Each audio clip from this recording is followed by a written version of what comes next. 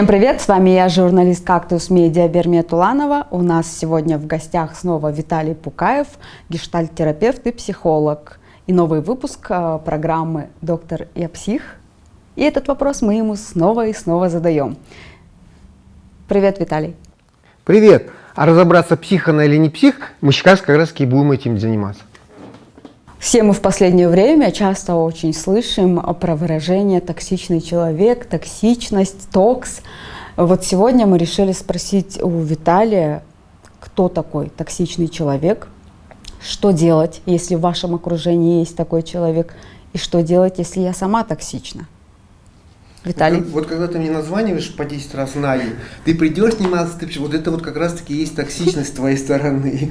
И знаешь, что я делаю? Я говорю, да, Бема, да, я сейчас занят, к сожалению, не могу.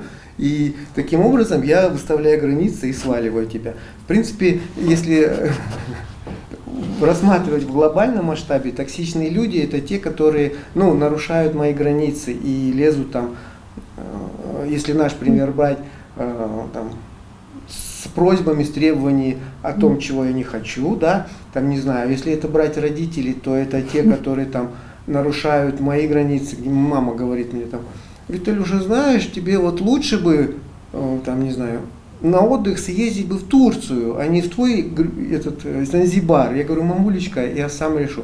И как раз таки вот ее навязывание чужого мнения мне, это тоже токсичность называется. Так полстраны так живет. Да, конечно, поэтому и полстраны несчастных людей ходят. Ты видела их лица такие грустные и... Не то, что ты, да? Разобрался себе и веселый ходишь.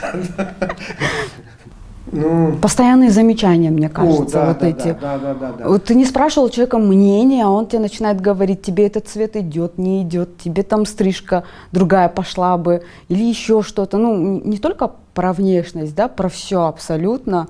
Особенно это, знаешь, как молодая мама, скажу тебе. Все вокруг, начиная от родственников, заканчивая там, не знаю, левыми людьми на улице, начинают давать свои комментарии, замечания, как вообще мне там строить отношения с моим ребенком. И главное, друзья, в этой ситуации не заглатывать наживку. Как только я начинаю оправдываться там или говорить, нет, это мой ребенок, все, я заглотил наживку, это значит, что токсичный человек начнет меня пользовать, либо манипулировать мной. Да, вот мы разобрали, что это такое, а вот если близкий человек оказался токсичным, можно ли его изменить, построить с ним отношения по другой, скажем, программе? Прикольно в том, что как твой близкий человек такой, если ты, ты встречалась с ним, ты же видела, что он такой, ты вышла за него замуж и теперь говоришь, токсичный человек, куда ж ты раньше смотрела, тогда возникает вопрос. Нет, я не про то, что это может быть там муж или партнер, я про то, что, допустим, у некоторых людей родители такие, или там брат или сестра такой. Что с ними делать? С ними абсолютно ничего ты не сделаешь, потому что, они такие. Это как примерно, знаешь, к яблоне подойти и пытаться с яблони получить, стрясти бананы. Не получишь ты банана с яблони, как и с людей, которые привыкли в этом жить, быть токсичными, не получишь ты их изменить. Я могу только, сам измениться. То есть я трясу яблоню, я понимаю, что банан не упадет, и я довольствуюсь яблоками. Либо же я нахожу все-таки другое дерево, где падают бананы. Что делать, если я сама токсична? Как мне замечать за собой это поведение? Потому что ты говоришь, я там по телефону тебе то-то, то-то говорю. Но ты это говоришь достаточно вежливо, и у меня вообще не возникает чувства, что у тебя какие-то неудобства из-за моих звонков и смс. Если я замечаю, что люди от меня начинают валить, у меня контактов все меньше и меньше, то это про то, что я чего-то с ними делаю. И тогда я могу у тебя спросить, Бем, слушай, я тебе звоню, а ты сваливаешь. Что-то между нами происходит, нет?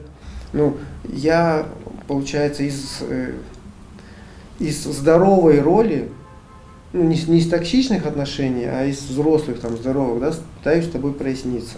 И ты мне говоришь, да, Виталюк, что-то, меня достал своими звонками, и я не хочу. Я, окей, давай тогда мы договоримся о том. Вот. Ну, Ну, в общем, пытаться словами выяснить это все. Спасибо большое. А если у вас остались какие-то вопросы про токсичность, пишите в комментариях. Виталий на них ответит с удовольствием. Спасибо большое, что были с нами. До новых встреч.